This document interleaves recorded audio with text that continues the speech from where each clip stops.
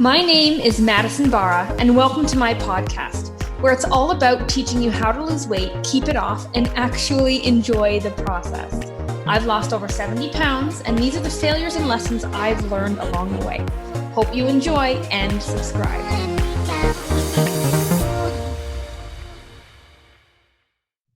So today, what I would like to discuss is a trick, or maybe we can call it a reality check, that really helped me speed up my results. So it made the scale go down faster. It helped me stay on track or get back on track faster. And it was just a really great tool to help me ground myself and really understand this journey better. Like, what actually is this journey all about? So I want to start by expressing this character trait that helped me with this kind of realization. And this character trait is a trait that I think I developed it as a young child as a coping mechanism. I think it was something that really helped me make sense of the world and keep me grounded and calm and be able to continue despite being anxious or nervous or scared and all those negative emotions. So this character trait for me was, let's call it compartmentalizing or avoidance. And I mean, we can all relate to some degree that I'm sure we all compartmentalize things or avoid things, right? We put things, for me, what I'm talking about is I put things in boxes in my mind, like these imaginary boxes. And I'm like, okay, I'm going to throw it away, or I'm going to put it in a box and deal with it later when it matters or when it's important. And that has really served me in my life. Okay. For a very long time, it did serve me. If I ever got into a fight with somebody and I was really emotional, it helped me put my emotions in a box, shelve it, breathe, think, and then reopen that box. So it helped me through fights. If I ever failed a test and was really upset about it, I could just go back to it later. I didn't, break out into tears in the moment in front of the class when I saw my test. If I was heartbroken, I didn't make any irrational decisions while I was heartbroken in the past. I was able to put it in a box, deal with it later. If I'm ever embarrassed, or anybody ever been in a situation where you said something silly or stupid that you regret, and then you go home and you beat yourself up about it, and you're like, damn it, why did I say that? Oh my goodness, it's so embarrassing. They're going to think about me like this forever. And these situations where maybe not the best things would happen to me, but I was able to take them and process them later. So I never reacted in the moment. I never had any outbursts. I was always able to remain kind of cool and calm. So this really helped me from overreacting to a lot of things, saying things that I couldn't take back, doing things that maybe would put me in danger and stuff like that. So this character trait was really helpful. And it wasn't until I really took my weight loss journey serious that this character trait helped me in areas, but I also realized how it was holding me back in other areas. So I've lost over 80 pounds. I tried, many, many different times. I've read all the magazines, watched all the TV shows, watched all the YouTube videos, tried all the fad diets. And it wasn't until I finally started to lose those 80 pounds for good that I recognized what was happening. So this character trait that had kind of been my safety net of coping and not, for lack of better term, losing my shit over the years, this avoidance and this compartmentalizing, it was starting to hurt and slow down my weight loss journey. Because I would then take the same principles I would take in an emotional reaction, right, in the external world, and then I would take the same tools and internalize it with my own emotions, right? And that is just not helpful. I have to understand my emotions inside myself. And I have to understand what they mean, why they're there, and acknowledge that they are even there, right? The ones that are created by what I do, the ones that are created by what I don't do. Whereas in the past, people triggering me externally, I could compartmentalize, but now it was kind of spilling over, and I was compartmentalizing me and my emotions and what I do and all of that stuff. So how does this practically roll over? Well, it would show up when I would overeat. When I would overeat and I wouldn't be proud, and I would give into a craving or do one of my binges, and I would feel really guilty about it. Like, that instant feel of guilt, like, why did I do that? I would feel that, and then I would instantly stop myself from feeling it, and I would put it in a box, and I said, okay, you know what? Tomorrow's a fresh day. I'll deal with it later. Whatever. I'm going to get healthy eventually. I'll deal with it later, right? That's kind of how my mind would process something like that. If I would look in the mirror and I didn't like what I'd see, I'd quickly look away. I'd kind of avoid it, right? And I would say, oh, if I don't like what I see, I'll just change it. Not a big deal. It'll change eventually, right? So I was like putting my thoughts into those boxes and shelving them for later, which for a long time did help me not break down about how unhappy I was, about how I looked and how I felt. But at this point, I was taking my weight loss serious. I was really ready. I was really fed up. And those behavior patterns were not helping me, because if I did overeat, I needed to sit in my pain. I needed to sit in how gross I felt and how bloated I felt and how disappointed I was, because I know I'm capable of so much better. And if I looked in the mirror, I needed to sit there and look and see what I didn't like and see what I was doing to my body and see how it was unhealthy and see how it would affect my future. If I did mess up, or I skipped a workout, or I did overeat, right? And my husband asked, what did you eat? I would lie, right? I wouldn't give the whole truth, right? Because I was avoiding the whole truth, because in my mind, I was already justifying it and finding a solution, when really I was just shelving it and not dealing with it. I didn't want to deal with those negative emotions, right?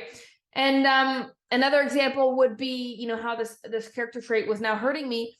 I was avoiding wearing tighter clothes, right? So I would wear stretchy pants, flowy tops, so I wouldn't be able to notice my weight gain as much, because my clothes weren't getting super tight. You couldn't see them when you looked in the mirror. I assumed other people couldn't really tell either, because I was kind of hiding my body.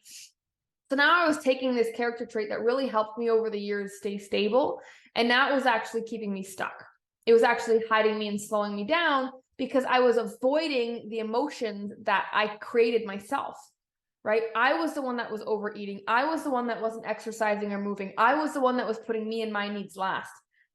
I was the one that was, working 12-hour days and not prioritizing my sleep. I was the one staying up late watching the TV shows and not going to bed early so I can get up early and go for a workout, X, Y, and Z, you name it. So I was doing these things to myself. And I wasn't letting myself feel the repercussions of them. I wasn't letting myself really understand what I was doing to myself. Because in the back of my mind, I was always like, it's okay, I'll do better again. It's okay, I'll do better later. I'll do better later. I'll figure this out eventually. But the only way you figure it out eventually is if you realize where you're currently at and how detrimental what you've been doing is to your body, your life, your health, your relationship, your career, everything. And so this trait that I kind of prided myself on having, prided, is that a word? I think that's a word. Pride myself on having this trait that I tied with my identity of being somebody who was level-headed and rational and good in a crisis and good in intensive, stressful situations. Now, when I was the one creating those intensive, stressful situations, internally, I was putting out fires without realizing the source of the fire. Because the fire was still burning, I kind of turned away and stopped paying attention to the fire. So it was still burning, and I was still doing these self-sabotaging habits that I wasn't acknowledging. So there's something going on in your life in the area of health that if you are not where you want to be, it means you are not acknowledging something.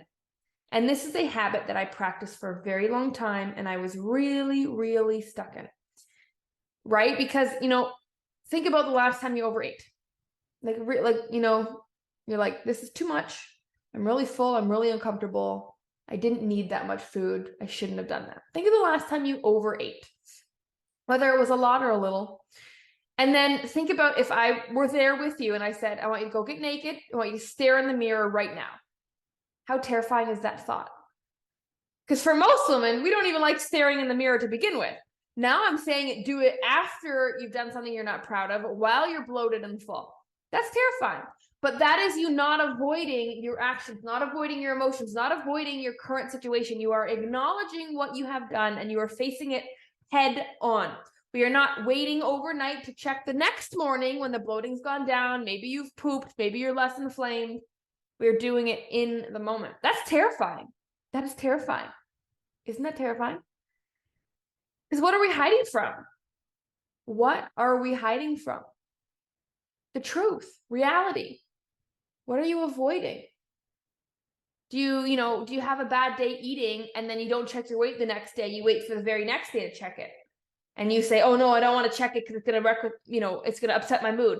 Well, that's exactly why we should be checking it. It is a piece of data, it is a piece of machinery. Why is it controlling your mood? Why?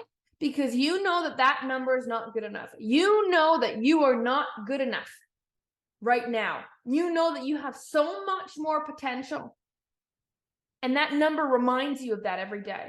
And if we avoid those acknowledgments, if we avoid those clues, those hints, those signs from the universe, if we avoid them, we stay in this neutral zone, right? And in my experience with the women I've coached in my own personal weight loss experience, I was never really ecstatic and super happy and confident very often. It would come in maybe like infrequent spurts. So I was kind of in this neutral zone where I wasn't very happy with myself, but I didn't necessarily hate myself. But the problem was we usually only make decisions and massive aggressive action when we are having those intense emotions about our situation. And if you are not super confident, which is very hard to do when you are overweight or unhealthy, because we're just not, we're hiding our body, we're not proud, we don't feel good.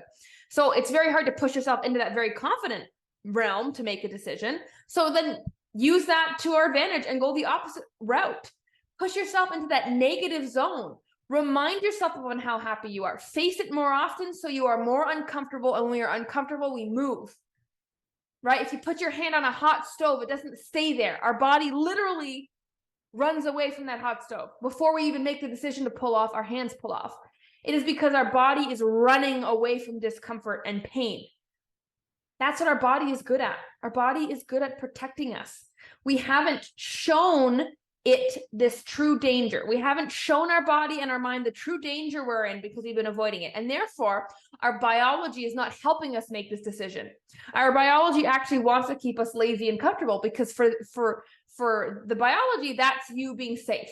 Lazy and comfortable on a couch is you being alive and safe to your brain, right? So our brain is not going to help us make a better decision. It's going to do the things that keep us safe and healthy on the couch, like increasing cravings, like keeping you tired and lethargic. So you keep sitting down kind of thing. So if we want to actually get our biology to help us, actually get our cells to help us and kick us in the butt to get up and go, then you need to really look at putting yourself in that pain, reminding yourself of that pain more often, acknowledging the pain, the danger that you are in by staying who you are right now. If you are not growing, you are dying. If you are not growing, you are dying. If you are not growing, you are dying. Is that clear? If you have not progressed, if you do not know how to measure your progression, if you have no tangible, quantifiable measurements to show to yourself that, yes, I am improving in this area, in this area, in this area, in health, wealth, and relationships. Those are the three most important areas of your life: health, wealth, and relationships. If you don't have tangible data showing you are improving and going in the right direction, your body will not respond. Your mind will work against you. And that is why it feels like an uphill battle. Use your emotions. Do not shy away from them. Compartmentalizing is good to deal with reactions from the external world. But what about the internal world? What about what you're doing to yourself? What you've caused to yourself? The life you've created because you're probably a selfless woman who really loves taking care of people. And we forget to take care of ourselves. And so this life you've created doesn't make it very easy for you to be healthy. And because of that, it's now that you got the momentum going in the wrong direction. The momentum is going into that be lazy, be tired, be lethargic, sit down, skip a workout, have no willpower. That's the direction the momentum is in. You got a lot of momentum in that direction because of the years of practice and habit forming, right? It's this boulder going down a hill. And what you're going to have to do for a little while is push the boulder uphill. But there comes a point where there's a peak.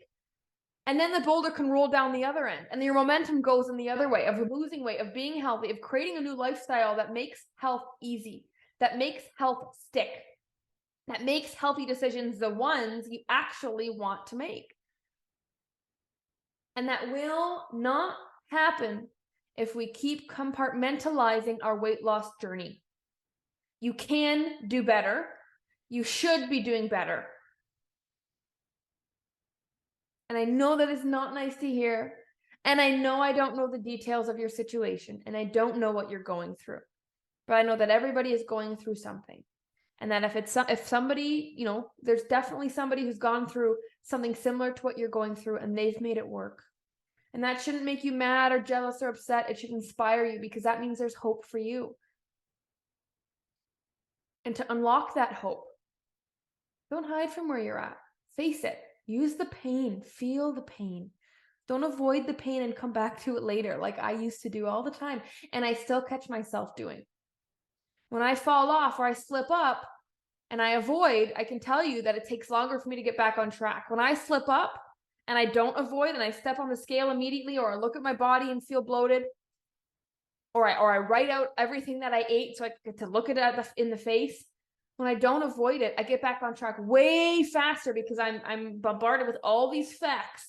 And boy, is it not pretty. And boy, do I not want to be that person anymore. So I make a decision in the opposite direction. And that is so, so important. Because maybe no one's told you this before, but a weight loss journey is a lot of work. And I mean, your life is going to pass by anyway, right? The years are going to pass. The hours are going to pass. You're going to grow old anyway. So you might as well make that time count. You might as well do something worth doing.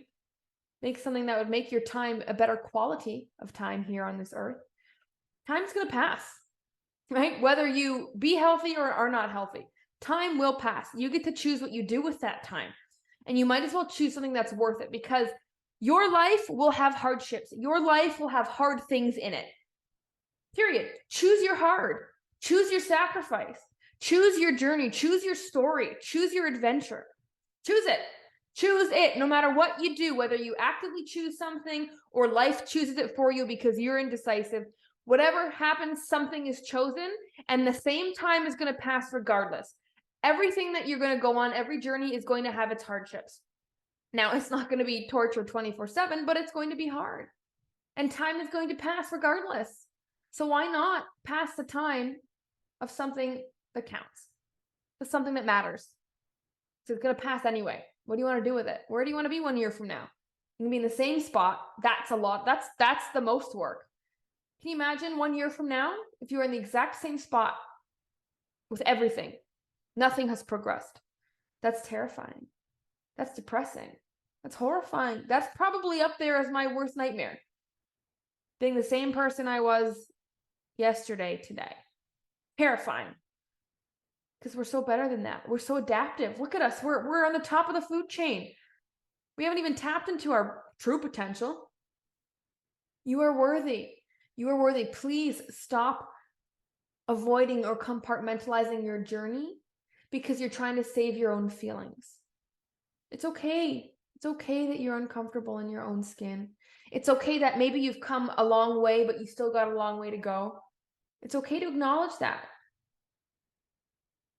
There's ebbs and flows and goods and bads and pros and cons and positive and negatives of any point in your journey. We can always make a list on either side. But when it counts, we are either not focusing on the negative or unproductively focusing on the negative. When you focus on the cons, when you focus on your shortcomings, focus on it from the lens of, this needs to be my fuel. I need to face my flaws and shortcomings in the face to understand exactly where I'm going wrong, and then to take that and cast a future that looks terrifying to me, so I run in the opposite direction. Not walk, not crawl, run. Have you elaborately created that scary future for yourself of what happens if you don't make a decision? What happens if you keep avoiding your feelings, keep denying how dangerous and unhealthy of a situation you're in? Mentally, physically, emotionally, spiritually, all those areas. And so when I did this, when I stopped compartmentalizing my health journey, I was able to be okay, a little bit more okay with my flaws. Because I tried for pretty much 2 decades to lose this weight. And for the bigger half of those 2 decades, I would beat myself up every time I failed. Every time something didn't work, every time I fell off again, I was a big disappointment to myself. It made me want to cry. But now when that happens, I do cry. I let it out. I sit with it, and then I productively say, okay, I don't want to feel this bad again. What do I need to do? And that is a power and a tool that a lot of women do not use. They don't utilize it. They don't understand the power of it. And oftentimes, they actually look down on it because most women don't go that far. They'll go so far as to analyze their flaws, and then they're just left feeling shitty about themselves afterwards. Like, oh crap, wow, I really suck. I got lots to fix. That seems overwhelming. I kind of don't want to do it now, right? But take it the step extra. Look at it all and visualize where all of that will take you if you don't make a decision, or if you don't wake up every morning just trying to be better, instead of saying, screw it, it's not worth it, this isn't going to work, or I'm okay, I'm not that unhappy, right? That neutral zone. We don't want to be there. We want to be in a hot zone, an emotionally fueled zone. Because once we harness that emotion, that motivation or that emotion is motivation. You wonder why you can't stay motivated? You're not emotional enough. You don't know what's on the line. You haven't analyzed what is on the line. So that is my task for you. Analyze what is on the line, create that future that seems unbearable, that you want to run in the opposite direction away from. And when you do analyze your flaws, because we're all good at that as women, we beat ourselves up, we tear ourselves apart. When you do that, just take a second and realize that these are dangerous traits, and that's okay. That can actually be the reason you're successful, because you have these things, because you don't want them so much, it pushes you in the other direction. That's okay. We don't want to stay in a state too long, right? But we also don't want to avoid being in those negative states altogether, because that's not helpful either. You don't know what it's like to truly feel good and happiness and joy unless we felt despair and sorrow and negativity. That's what's so beautiful about the world. Light and dark. You don't know it's bright outside if you don't know what it's like to be in darkness. You just don't know. And so this helps you get perspective. I think a lot of the time, if this weight loss game is in it for the long haul, right? It's a game you gotta buckle up for. Then you might as well enjoy it and appreciate each phase. Appreciate every emotion that comes into you. Just because you feel bad, that's not bad. Just because you feel disappointed, that's not bad. Just because you feel like you failed, that is not bad. You have put that description on yourself. Feeling what we call negative emotions is not a bad thing. It is essential. It is essential because it tells us where our shortcomings are, where we should focus our attention if we do want to get better. And then it allows us to appreciate the good even more. So if you're struggling to find good or appreciate the good, and you've been focusing on the bad too often, you haven't been realizing and understanding how to focus on the bad. All you're doing is listing off how much you suck, reminding yourself of how much you suck. Well, that's not productive, right? That's not productive. Go further with that. Let that be the thing that makes you actually successful. Maybe it's not being so excited to wear a bikini and fit into your jeans. Maybe the excitement of what you could do is not the thing that actually pushes you to get motivated off the couch or meal prep. Maybe it's not the positive that's going to motivate you. Maybe it's what we call negative. Maybe try it from that area instead of feeling sorry for ourselves. Because that's what I don't do anymore. I used to get in that woe is me, I'm never going to figure this out, I'm meant to be fat forever. That's not true. There is hope. Nothing is bad, nothing is good. It just is. So use it how you want. If you found this podcast valuable, I hope you leave us a 5-star review. And if you want to learn more about the Fit Queen way of weight loss, visit www.fitqueen.com. Thank you for listening, and hit that subscribe button so you don't miss another episode.